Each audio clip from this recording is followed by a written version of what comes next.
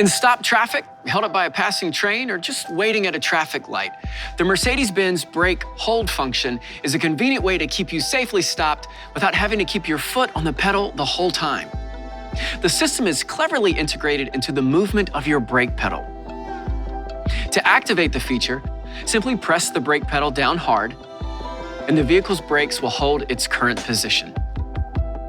A hold icon will appear in the instrument cluster. When you're ready to move again, simply press the accelerator pedal to disengage the function. Remember, brake hold is not a parking brake. If you wish to exit the vehicle, put the car in park.